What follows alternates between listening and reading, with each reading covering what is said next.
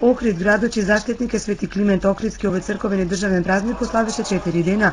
Денес се чествуваше во манастирот на Светителот на Плаошник, каде се моштети гробот на Свети Климент Охридски, чудотворец. Добро е да ги почитуваме и празнуваме своите свети, зашто светиите немаат потреба од нас. Ние имаме потреба од нив, од нивните молитви, од нивната закрила, од нивното патронство.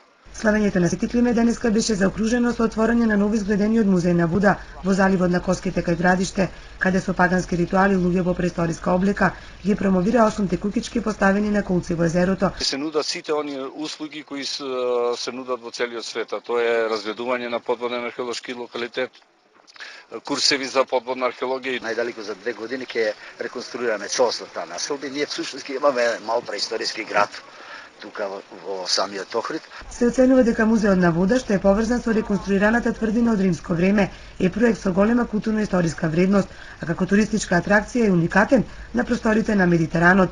Премиерот Никола Груевски, што го отвори музеот на Вода, тврди дека тој ги има сите потребни дозволи и легални документи, на што до пред неколку дена реагираа собствениците и наследниците на национализирано земјиште од Пештани, кои се жалеа на процедурата со денационализацијата на парцели во градиште каде е изграден објектот. Новиот музејски комплекс во населбата Градиште во Охрид денеска беше пуштен во употреба.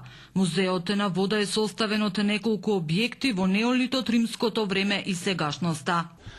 Реконструкција на едно време од железното и бронзеното дома, реконструкција на едно живеалиште на луѓе од тој период, како што го нема во овој регион, еден нов туристички магнет за туристите кои што ја посетуваат не само Охрид, туку и цела Македонија, па би рекол регионот.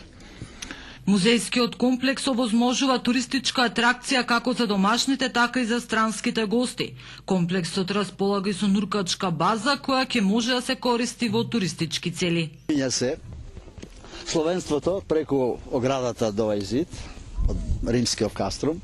Таму не ги гледате вие, навечер има букви, глаголица. Тоа далеку се гледа, тоа се нашите, значи, најстари, како да кажам, вие што сакате да видат.